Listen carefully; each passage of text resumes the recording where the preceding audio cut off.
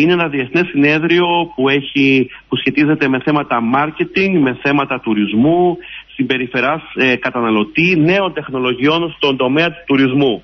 Είναι ένα συνέδριο που επισκέφτονται πάνω από 200 επιστήμονες από όλο τον κόσμο στην πόλη μας.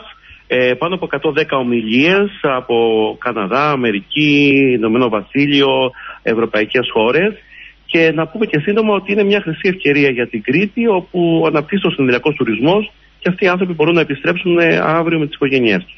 Μπορεί αυτό το κομμάτι να βοηθήσει πολύ περισσότερο την Κρήτη? Μπορεί ο θεματικός τουρισμός ενδεχόμενα να είναι και η χρυσή ευκαιρία, όπως το συζητάμε όλα αυτά τα χρόνια, για να πάμε παρακάτω?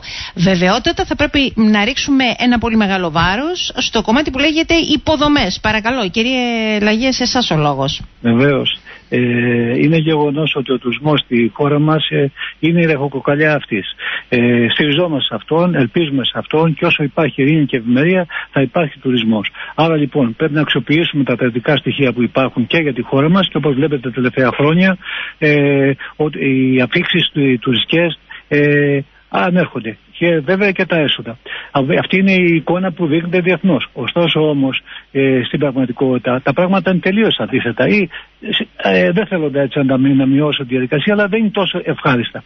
Διότι υπάρχουν ορισμένα ενδογενή διαρθρωτικά προβλήματα, τα οποία δεν δίνουν τη δυναμική εκείνη να έχουν μια μακροχρόνια ποιοτική αναβάθμιση του ελληνικού τουρισμού. Αυτό το ζητούμενο. Ενώ έχουμε τουρίστες, έχουν φτάσει στα 25-26 εκατομμύρια, έχουν τα έσοδα αυτά όμως προέρχονται από τους αλλοδαπούς τουρίστες. Δηλαδή δουλεύουμε τελικά με τους tour operators, με το μαζικό οργανωμένο τουρισμό.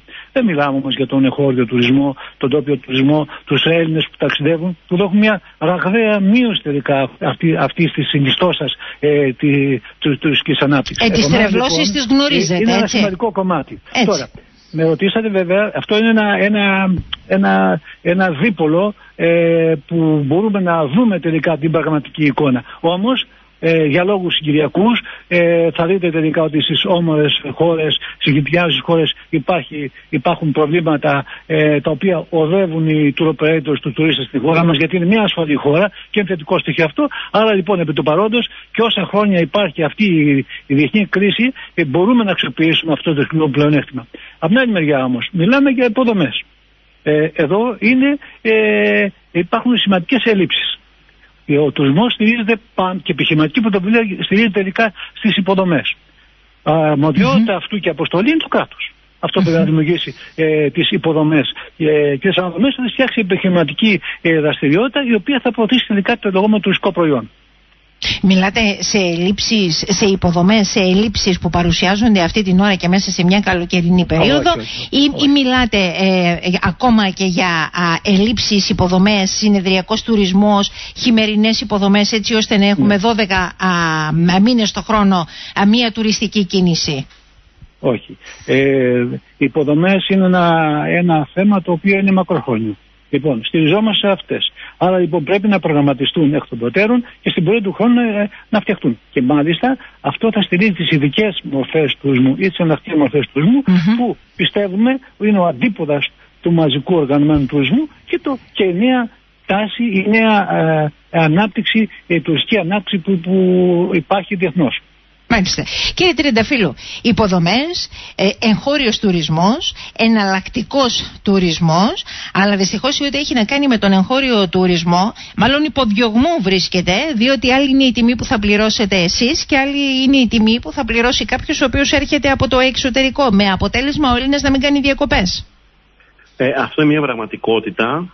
Βέβαια και στον κόσμο της αγοράς αυτό κατά ένα ποσοστό είναι και αληθές, γιατί στην αγορά όταν αγοράζει κάποιος ένα τεμάχιο, ένας tour operator ο οποίος θα διαπραγματευτεί 50.000 ενιστερεύσεις θα πάρει διαφορετική τιμή, όπως και εμείς όταν πάμε να αγοράσουμε ένα προϊόν σε μεγάλη ποσότητα θα το διαπραγματευτούμε σε διαφορετική τιμή. Αυτό είναι μια αλήθεια, σίγουρα. Αλλά όπως είπε και ο αγαπημένος μου καθηγητής, ο κύριος Λαγός, το να φτιαχτούν υποδομές και να προωθήσουμε τις εναλλακτικές μορφές τουρισμού δίνοντας έτσι ένα όπλο ενάντια στο μαζικό. Το βλέπουμε στο νησί μας στην Κρήτη, έρχονται τουρίστες και δεν βγαίνουν καθόλου έξω από τα ξενοδοχεία τους. Μένουν 15 μέρες, μένουν 10 μέρες σε ένα all inclusive ξενοδοχείο και δεν γνωρίζουν σε ποια χώρα ήρθαν στην ουσία.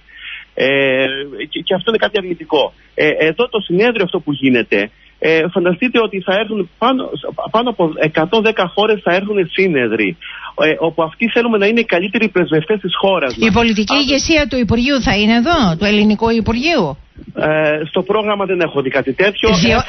Διότι με συγχωρείτε που σας διακόπτω, κύριε Τριανταφύλλου, γιατί καταλαβαίνετε ότι όλα αυτά που κουβεντιάζουμε έχουν πρωτίστως πολιτικές προεκτάσεις, διότι με τις αποφάσεις των πολιτικών μπορούμε να προχωρήσουμε και να πάμε παρακάτω για να δούμε τις εναλλακτικές μορφές, να δούμε τις υποδομές, να δούμε την ποιότητα, έτσι ώστε να δώσουμε και την όθηση που απαιτείται.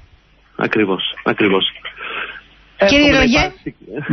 Κοιτάξτε, η επιστημονική κοινότητα θέτει τα προβλήματα και κάποια αυτά τα προβλήματα πρέπει να τα αφουγκραστούν, να τα ακούσουν, να τα λάβουν υπόψη τους και να κάνουν τις ανάλογες ενέργειες ή δράσεις. Αυτό που πρέπει να κάνουν. Θέλω να τονίσω ότι επειδή δεν είναι μόνο οι υποδομές αυτές καθ' αυτές, οι οποίες συγκροτούν, ας πούμε, την ποιοτική διάσταση του τουρισμού. Είναι και πολλά άλλα στοιχεία που συνθέτουν το λεγόμενο τουριστικό προϊόν.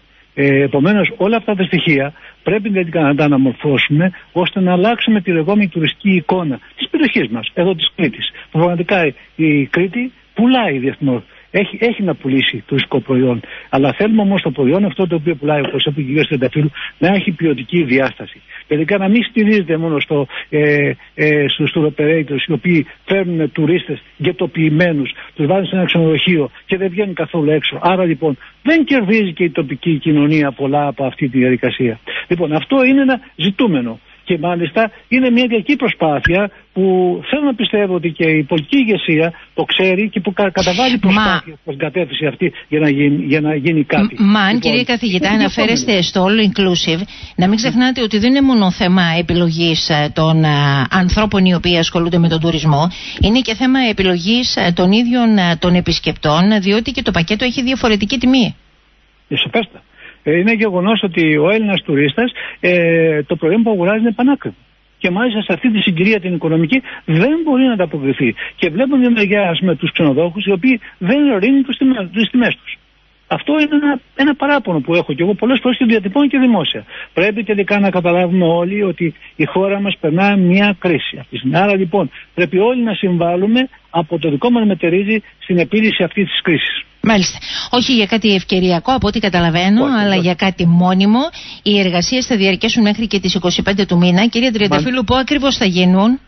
Θα γίνει το συνέδριο στο ξενοδοχείο Ατλαντής. Να σας πω ότι όλοι οι σύνεδροι θα έχουν την ευκαιρία να μάθουν και να γνωρίσουν για το κρητικό κρασί. Θα γίνει μια εκδρομή στο εινοποιείο του κυρίου Αλεξάκη. Εμένα άλλωστε και η παρουσίασή μου με τον κύριο Λαγό, ο οποίος είναι υπεύθυνος του διδακτορικού μου, έχει να κάνει με θέματα marketing ίνου, προώθηση του κρασιού. Θα γίνει στο Ατλαντής λοιπόν και το Σάββατο οι σύνεδροι θα έχουν την ευκαιρία να επισκεφτούν και την γειτονική μας Σαντορίνη.